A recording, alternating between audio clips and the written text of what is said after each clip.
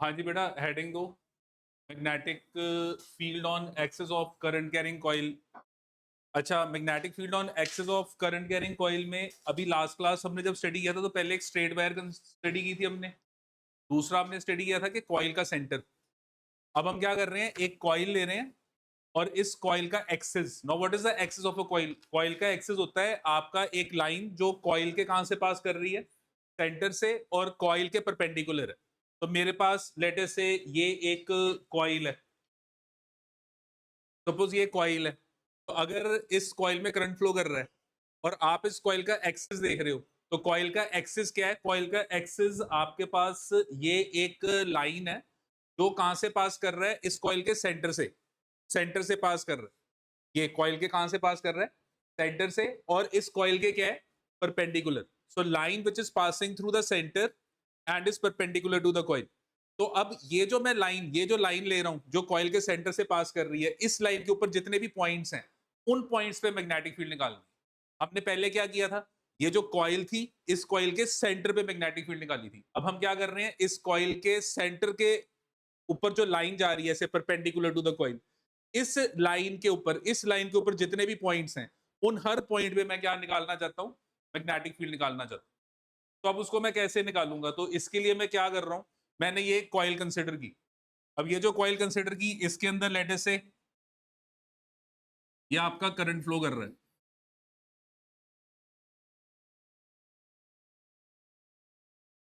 तो ये आपका करंट है जो इस कॉइल में फ्लो कर रहा है। तो this is the current which is flowing in the coil. अब ये जो कॉइल है ये पेपर पे नहीं है। तो ये जो कॉइल है ये लेट अस से ऐसे है। इसका एक पोर्शन है जो पेपर के बाहर है और दूसरा पोर्शन है जो पेपर के इनवर्ड्स है। तो हमने लास्ट क्लास में कहा था कि जब कॉइल ऐसे रखेंगे तो प्रॉपर सर्कल नजर आए, जब कॉइल को ऐसे करेंगे तो आधा पोर्शन बाहर है, आधा पोर्शन अंदर है। जो आधा पोर्शन बाहर है उसको हम सॉलिड करके दिखाएंगे, जो अंदर है उसको हम डॉटेड फॉर्म में दिखाएंगे। तो मैं यहां पे क्या करूंगा, तो मैंने यहां पे देखो ये डॉटेड फॉर्म कर दी।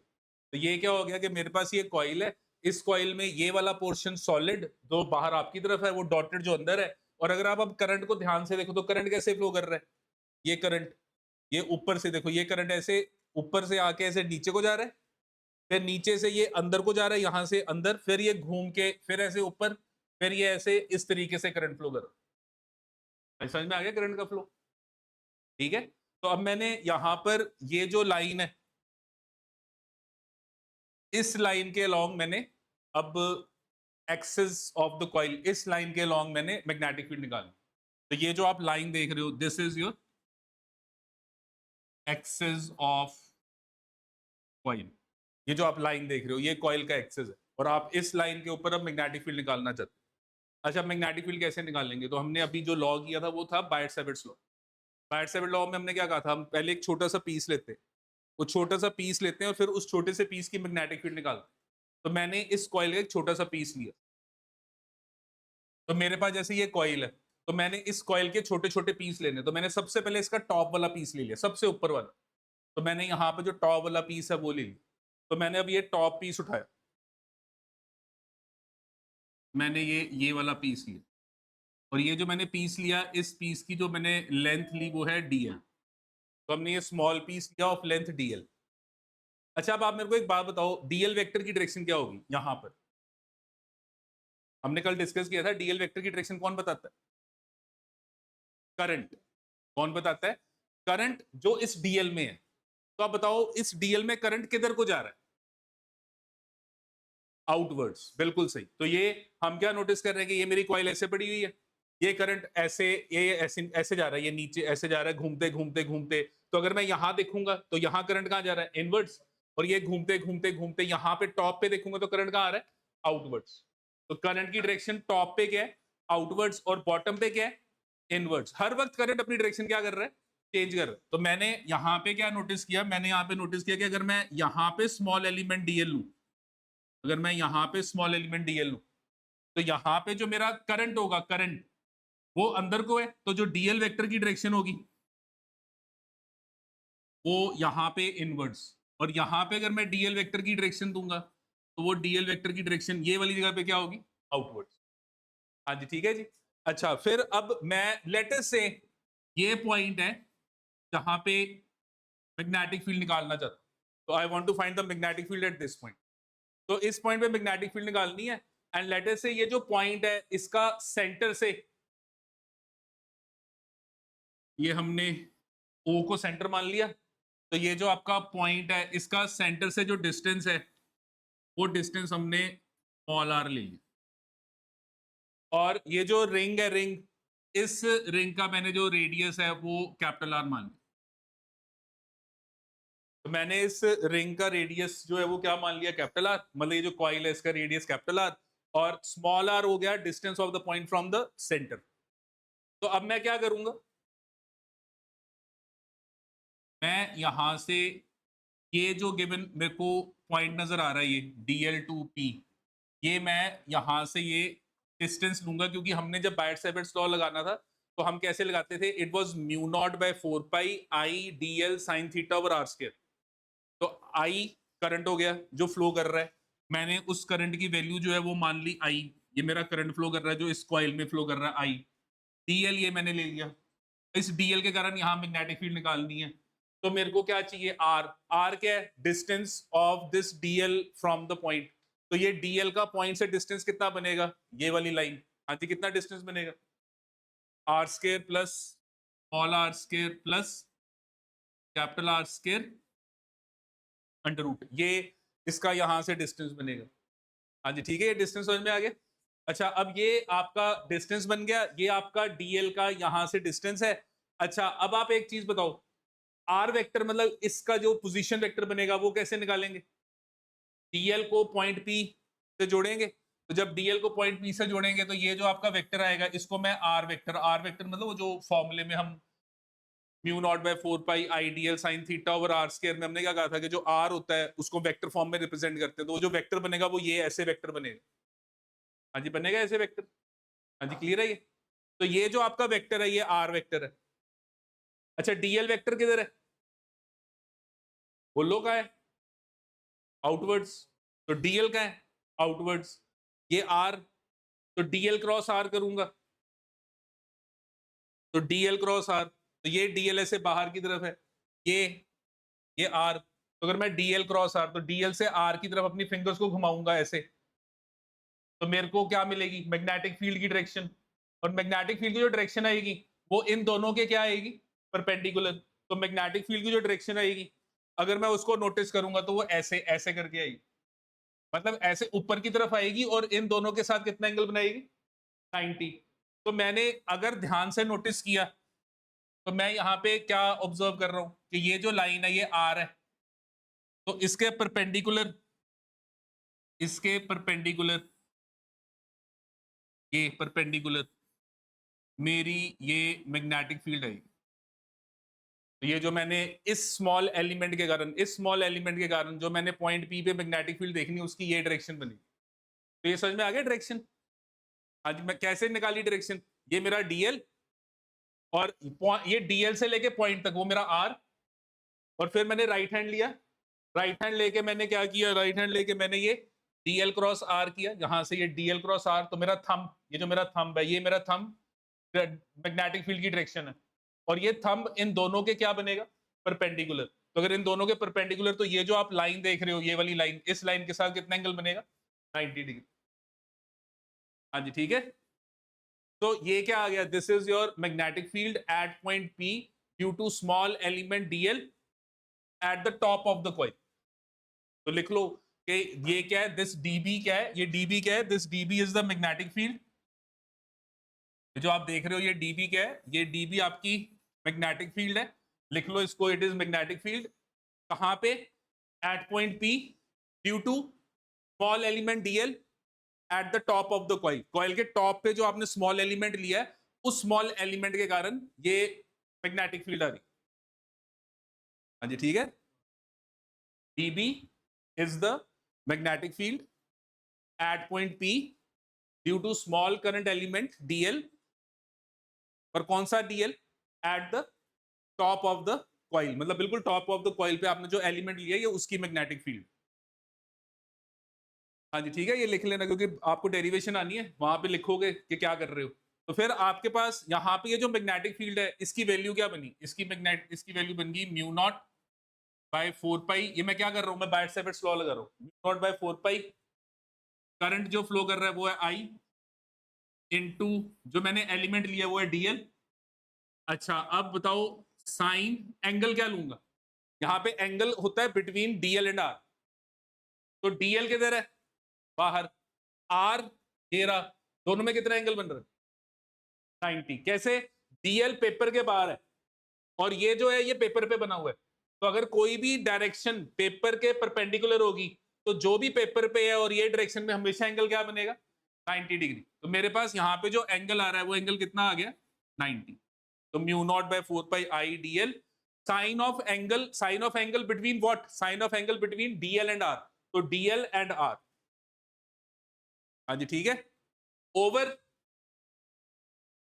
ओवर ये आर स्क्वायर, तो आर स्क्वायर की वैल्यू कितनी आ गई, that is R square plus R square under root का होल स्क्वायर। तो ये मेरी मैग्नेटिक फील्ड की वैल्यू है। हाँ जी देखो चेक करो, यहां तक मैग्नेटिक फील्ड की वैल्यू समझ में आ गई। तो mu naught by 4 pi I DL sine theta over ये आर, मतलब आपका डीएल का पॉइंट से डिस्टेंस है, तो ये जो आर स्क्वायर ये वाला डिस्टेंस है, तो इसका स्क्वायर करोगे तो ये बन गया। अब करना क्या था, ऐसे पूरी रिंग के छोटे छोटे डीएल, हर डीएल की मैग्नेटिक फील्ड निकाल के क्या करेंगे, ऐड, इंटीग्रेट। लेकिन मैग्नेटिक फील्ड क्या है, वेक्टर क्वांटिटी, वेक्टर को इंटीग्रेट करना है तो डायरेक्शन का ध्यान रखना पड़ेगा, वेक्टर को इंटीग्रेट करना है तो डायरेक्शन का ध्यान रखना पड़ेगा। अब डायरेक्शन को अब कैसे देखेंगे, अब देखो इस एलिमेंट की फील्ड इधर है, अब अगर इसके बिल्कुल ऑपोजिट एलिमेंट लूं, अब ये नीचे मैंने ये डीएल ऑपोजिट एलिमेंट ले लिया, इसका डीएल वेक्टर कहां है, इनवर्ट्स। ये समझ में आ गया ना इनवर्ट्स क्यों, क्योंकि डीएल की डायरेक्शन करंट बताएगा, यहां से करंट ऊपर आके घूम के ये अंदर अंदर को जा रहा है करंट बॉटम पे, तो डीएल वेक्टर अंदर हो गया। अच्छा अब मैं अगर यहां से आर बनाऊं, तो अगर मैं आर बनाऊं तो ये मेरे पास ये आर आ गया। अच्छा इस आर की वैल्यू तो सेम ही बन रही है, सेम बन रही है। अच्छा अब ये जो आप देख रहे हो ये आपका आर वेक्टर की डायरेक्शन होगी, और डीएल कहां को है, इनवर्ड्स, डीएल का है इनवर्ड्स, आर वेक्टर की डायरेक्शन ये बन गई। अब डीएल क्रॉस आर करूंगा, डीएल क्रॉस, डीएल का है इनवर्ड्स, राइट हैंड लूंगा, अपने हाथ को अंदर रखूंगा, पहले बाहर क्यों रखा था क्योंकि डीएल बाहर था, अब अंदर रखूंगा और आर की तरफ घुमाऊंगा, तो ये जो थंब है थंब, ये थंब किसकी डायरेक्शन देगा, मैग्नेटिक फील्ड, और मैग्नेटिक फील्ड इन दोनों के साथ कितना एंगल बनाएगी 90, क्योंकि जो क्रॉस प्रोडक्ट होता है उसका जो आंसर होता है वो दोनों के परपेंडिकुलर होता है, तो मेरा जो ये थंब आएगा वो इन दोनों के साथ कितना एंगल बनाएगा 90। और जब मैं इसको ऐसे करूंगा डीएल, अंदर की तरफ हाथ क्यों रखा है क्योंकि डीएल से आर की तरफ जाना है, तो डीएल क्रॉस आर, तो ये मेरा थंब है, तो मेरा थंब नीचे को आ रहा है।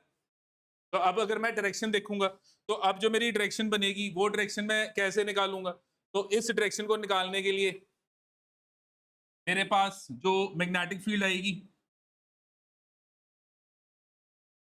वो मैग्नेटिक फील्ड इसके परपेंडिकुलर आएगी, ये वाले इसके परपेंडिकुलर आएगी और ऐसे नीचे की तरफ बनेगी, और वैल्यू सेम ही आएगी, वैल्यू सेम है।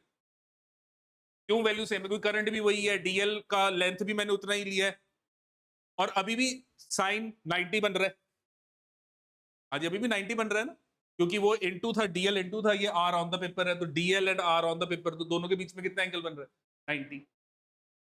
तो ये समझ में आ गया मैग्नेटिक फील्ड। तो अब आप क्या नोटिस कर रहे हो कि दोनों मैग्नेटिक फील्ड को सीधा ऐड नहीं कर पाएंगे, क्यों नहीं कर पाएंगे, क्योंकि अलग अलग डायरेक्शन में।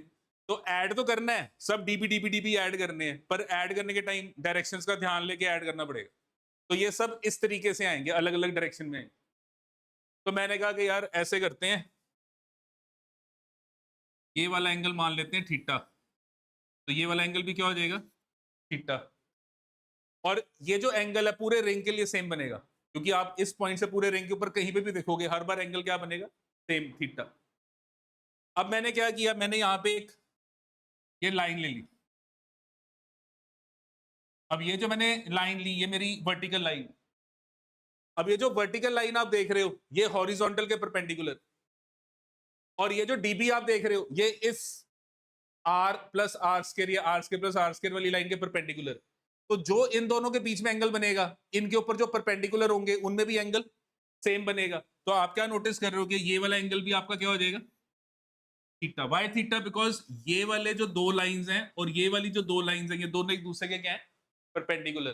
तो दो लाइंस जो इंटरसेक्ट कर रही हैं उनके बीच में एंगल और उनके ऊपर परपेंडिकुलर बनाओगे तो उनके बीच में एंगल की वैल्यू क्या होगी, सेम होगी। तो मैंने क्या नोटिस किया, मैंने नोटिस किया कि ये मेरी जो वैल्यू है वो वैल्यू क्या आ गई, सेम आ गई।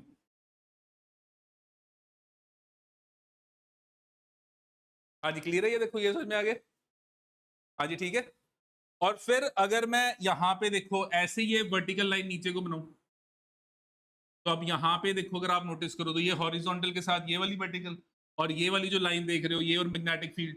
तो अगर यहाँ पे एंगल आपका थीटा बन रहा है तो ये वाला एंगल भी आपका क्या बनेगा, थीटा बनेगा। इसका मतलब आपकी ये जो मैग्नेटिक फील्ड है वो हर वर्टिकल के साथ जो एंगल बनाएगी वो क्या बनाएगी, सेम। तो अगर अब मैं इस मैग्नेटिक फील्ड को स्प्लिट करूं तो ये मैग्नेटिक फील्ड के देखो ये वाला जो कंपोनेंट है ये क्या बनेगा, डीबी कॉस थीटा। ये वाला कंपोनेंट क्या बन जाएगा, डीबी साइन थीटा। ऐसे ही ये नीचे कंपोनेंट ये क्या बनेगा, डीबी कॉस थीटा। और ये वाला कंपोनेंट आपके पास क्या बन जाएगा, डीबी साइन थीटा। तो मैं क्या नोटिस कर रहा हूं, मैं नोटिस कर रहा हूं कि ये जो डीबी कॉस थीटा ये सारे क्या करेंगे, देखो क्या करेंगे, कैंसिल हो जाएंगे। और डीबी साइन थीटा ऐड हो जाएंगे। तो इंटीग्रेशन डीबी की नहीं होगी, इंटीग्रेशन किसकी होगी, डीबी साइन थीटा। समझ में आ रहा है क्या कर रहे हैं, मतलब ये सारा चैप्टर ना डायरेक्शंस पे बेस्ड है, बाकी कुछ नहीं है चैप्टर में। मेन बस यही समझना है कि डायरेक्शंस कैसे आ रही है। तो मैं यहाँ पे क्या नोटिस करूंगा कि यहाँ पे net field at point P, तो मैं यहाँ पे नोटिस करूंगा कि this dB can be resolve in two components.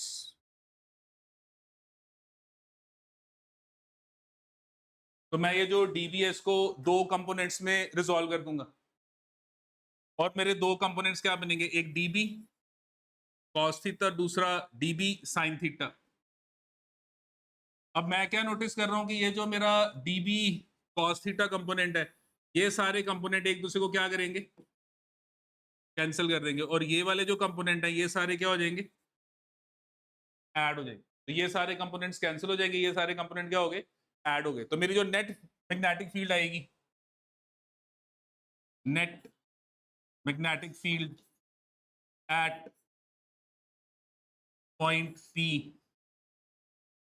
Due to coil. हाँ जी, नेट मैग्नेटिक फील्ड जो आपकी आएगी वो कितनी आएगी, दैट इज डीबी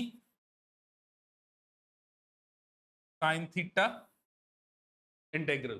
सारे डीबी डीबी डीबी डीबी क्या हो जाएंगे, ऐड हो जाएंगे। तो सारे डीबी डीबी डीबी ऐड हो गए तो पॉइंट पी, ये जो आप पॉइंट ले रहे हो, ये वाला जो पॉइंट आपने लिया है, ये जो आप पॉइंट ले रहे हो, इस पॉइंट पे जो आपकी मैग्नेटिक फील्ड होगी वो dB dB dB sine theta, सारे डीबी साइन थीटा। तो नेट फील्ड आपकी किधर को आ रही है, अगेन अगर आप ध्यान से देखो तो नेट फील्ड किधर को आ रही है, ये एक्सिस के लॉन्ग ऐसे बाहर की तरफ आ रही है। और अगर मैं इसको डायरेक्शन को प्रॉपर्ली देखना चाहता हूँ पूरे रिंग के कारण, तो ये देखो ये मेरी रिंग है, करंट कैसे था, ये ऊपर से ऐसे जा रहा है, फिर घूम के करंट कहाँ जा रहा है, अंदर को। तो मैंने अपना राइट हैंड लिया, राइट हैंड लेके मैंने करंट को थंब ऐसे परपेंडिकुलर कर दिया और फिंगर्स को लिया करंट के लॉन्ग। देखो फिंगर्स, अब देखो मेरी फिंगर यहां से करंट बाहर आ रहा है, फिर ये देखो ये करंट नीचे जा रहा है, ये देखो ऐसे, ये देखो फिर ये करंट यहां से अंदर गया। तो मैं जब अपने फिंगर्स को घुमा रहा हूं, देखो करंट के लॉन्ग घुमा रहा हूं, तो मेरा थंब, थंब को देखो, थंब किधर पॉइंट कर रहा है, किधर पॉइंट कर रहा है थंब, राइट साइड। जिधर को थंब पॉइंट कर रहा है देखो मैग्नेटिक फील्ड भी उधर ही आ। तो ये याद रखना है कि आपने कुछ नहीं करना, ये जो आपके पास कॉइल है उसमें राइट हैंड लो, अपने थंब को फिंगर्स के क्या कर दो, परपेंडिकुलर, और फिर क्या करो, फिंगर्स को करंट के लॉन्ग घुमाओ। और जब फिंगर्स को करंट के लॉन्ग घुमाओगे, जैसे इस केस में ये फिंगर करंट के लॉन्ग घुमाओगे, तो थंब, थंब जो आएगा, थंब जिधर को आएगा वो आपकी उस पॉइंट पे मैग्नेटिक फील्ड की डायरेक्शन है। तो जैसे सेंटर पे निकाली थी वैसे ही इधर भी वैसे ही आ रही है, जैसे सेंटर पे भी ऐसे ही निकाली थी सेम वैसे ही आ रही। तो मेरे पास अब यहां पर इसको जब मैं सॉल्व करूंगा तो मेरे को साइन थीटा निकालना है, तो साइन थीटा मैं कैसे निकालूंगा? तो यहां पे मेरे पास जो साइन थीटा आएगा that will be equal to perpendicular over hypotenuse. तो ये थीटा, ये देखो 90 के सामने हाइपोटेन्यूज आ गया, जिसके साथ एंगल है बेस आ गया, ये आपका परपेंडिकुलर हो गया। तो this is R over under root of small R square plus capital R square, ये आपका साइन थीटा। तो आपकी जो गिवन मैग्नेटिक फील्ड की value I that will be integral of mu naught by 4 pi, क्योंकि आप ये डी भी निकाल चुके हो, I into D L. Sine 90 जो है वो 1 हो गया, और नीचे आपके पास ये R square plus R square, और अब आपने ये साइन थीटा मल्टीप्लाई कर दिया। तो जब आप साइन थीटा यहाँ पे पुट करोगे तो ये आर आ गया, इधर आर आ गया, और नीचे ये R square plus R square, देखो बेस सेम है तो पावर ऐड हो गई। यहाँ पे कितनी है 1, यहाँ पे 1/2, तो इसको क्या लिख दिया मैंने 1 + 1/2, तो ये वैल्यू क्या होगी 3/2, और साथ में आर क्या हो गया मल्टीप्लाई हो गया। ये समझ में आया क्या किया? हाँ जी ठीक है। तो ये मेरे पास गिवन मैग्नेटिक फील्ड की वैल्यू आ गई। अब इसमें आप जब ये मैग्नेटिक फील्ड निकाल रहे हो तो इंटीग्रेशन की लिमिट्स क्या होगी? तो आप रिंग सर्कल में घूम रहे, यहां से शुरू हो गए, घूमते घूमते घूमते घूमते घूमते दोबारा वहीं आ जाओगे जहां से शुरू हुए थे। तो ये जो इंटीग्रेशन होगी, ये इंटीग्रेशन आपकी सर्कल, ये डालने का क्या मतलब है कि इनिशियल और फाइनल पॉइंट क्या होगा सेम होगा। अच्छा अब आप देखो, जब आप यहाँ पे डीएल पूरी रिंग में घूमोगे, पूरी रिंग में, तो मेरे पास ये पूरा ये कॉइल है, इस कॉइल के ऊपर मैं सारे DL DL DL DL DL DL ले रहा हूँ। तो जब मैं सारे डीएल डीएल ले रहा हूँ तो म्यू नॉट बाय 4 पाई तो चेंज नहीं होगा। अच्छा फिर आई भी पूरे रिंग में सेम है, वो भी चेंज नहीं होगा, बाहर आ गया। अच्छा ये जो आर है वो रेडियस है, वो भी चेंज नहीं होगा, बाहर आ गया। अच्छा नीचे क्या है स्मॉल आर, वो भी कांस्टेंट है क्योंकि आपके पॉइंट का ये वाला डिस्टेंस तो फिक्स्ड है। तो डीएल को छोड़ के बाकी सब कांस्टेंट है ना। तो ये सब कुछ mu naught by 4 pi I R small R square plus capital R square, ये सब क्या करेगा बाहर आ गया। हाँ जी ठीक है, तो ये सब बाहर आ गया। तो मेरे पास जो गिवन मैग्नेटिक फील्ड की वैल्यू है वो बन गई mu naught by 4 pi I R over R square plus capital R square raise to power 3/2, और अंदर क्या रह गया डीएल। तो मेरे पास ये गिवन वैल्यू आ गई। हाँ जी ठीक है जी, हाँ जी क्लियर है ये। अब इसको जब सॉल्व करोगे तो क्या बनेगा, पूरे ring DL DL DL add करोगे तो क्या बन जाएगा पूरा सरकमफ्रेंस, और सरकमफ्रेंस क्या बनेगा 2 पाई कैपिटल आर। तो मेरे पास ये जो गिवन वैल्यू है, ये जो वैल्यू है ये हमारे पास बन गई पाई कैपिटल आर, ये जो वैल्यू है ये वाली, ये 2 पाई कैपिटल आर बन गई। तो अगर मैं यहाँ पे 2 पाई कैपिटल आर ये पुट कर दूं तो मेरा जो गिवन मैग्नेटिक फील्ड का फॉर्मूला है वो क्या बन जाएगा mu naught by 4 pi 2 pi R square into I over small R square plus capital R square raise to power 3/2। अब ये फॉर्मूला आपको लर्न करना है, you need to remember this formula, this is your magnetic field at any point on the axis of the coil. तो ये हमारे पास relation आ गया, that is your relation for magnetic field at any point. ये क्या आ गया, this is your magnetic field at any point on axis of coil. तो coil के एक्सिस पे अगर आप कोई भी पॉइंट लोगे तो उस पॉइंट पे जो मैग्नेटिक फील्ड की वैल्यू है mu naught by 4 pi 2 pi R square into I R square plus capital R square raise to power 3/2। अब इसको लर्न करना है, ये फॉर्मूला लर्न होना चाहिए। डेरिवेशन भी इंपॉर्टेंट है, मतलब एक डेरिवेशन भी इंपॉर्टेंट है क्योंकि ऑब्वियसली डायरेक्शंस लग रही हैं तो इंपॉर्टेंट है, और साथ में ये रिजल्ट डायरेक्शन समझ में आ गई कैसे देखनी है। एंड यहां पर इफ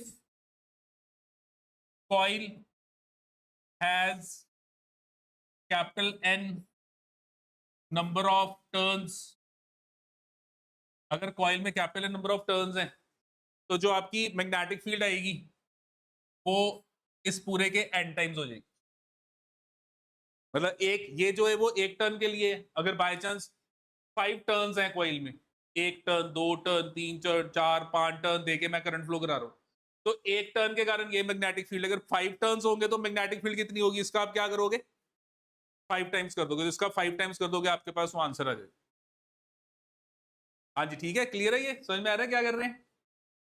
ठीक है, तो ये हमारे पास मैग्नेटिक फील्ड का रिलेशन आ गया। अच्छा, अगर मैं सेंटर पे देखूं तो सेंटर पे क्या होगा, स्मॉल आर जीरो हो जाएगा। सेंटर पे देखो स्मॉल आर जीरो, तो अगर मैं यहां पे एट सेंटर, अगर मैं यहां पे एट